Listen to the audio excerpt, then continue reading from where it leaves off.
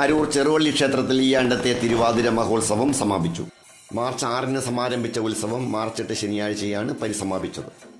ക്ഷേത്രം തന്ത്രി ബ്രഹ്മശ്രീ മോനാട്ടുമന കൃഷ്ണൻ നമ്പൂതിരിയും ക്ഷേത്രം ശാന്തിമാരായ ഷാജു ശാന്തിയും ഹരീഷ് ശാന്തിയും അടങ്ങുന്ന പുരോഹിത വൃന്ദത്തിന്റെ മുഖ്യ കാർമ്മികത്വത്തിലാണ് ക്ഷേത്ര ചടങ്ങുകൾ നടന്നത്.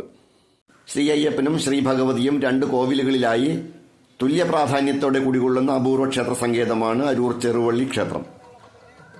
ഉത്സവ ദിനങ്ങളിൽ സർപ്പംപാട്ട്, തളിച്ചുകൊട, അന്നദാനം, വയലിൻ ഫ്യൂഷൻ, താലപ്പൊലികൾ, ഹൃദയ ജപലഹരി, സോപാന സംഗീതം എന്നിവ ഒരുക്കിയിരുന്നു. മാർച്ച് 8 തിരുവാതിര മഹോത്സവ ദിനത്തിൽ വൈകിട്ട് 4:30 മണി മുതൽ കാഴ്ച ശ്രീബലി നടന്നു. പ്രിയംവദ ആൻഡ് പാർട്ടി ഒരുക്കിയ നാദസ്വരം, VS രവികുമാർ ആൻഡ് പാർട്ടിയുടെ ചെണ്ടമേളം എന്നിവയായിരുന്നു സവിശേഷതകൾ. പ്രമുഖ ഗജവീരന്മാരായ തോട്ടക്കാട്ട് രാജശേഖരനും തോട്ടക്കാട്ട് കണ്ണനുമാണ് തിടമ്പുകളേറ്റിയത്. ദേവസ്വം പ്രസിഡന്റ് മധുസൂദനൻ, സെക്രട്ടറി കൃഷ്ണകുമാർ എന്നിവർ ഉത്സവ പരിപാടികൾക്ക് മേൽനോട്ടം വഹിച്ചു.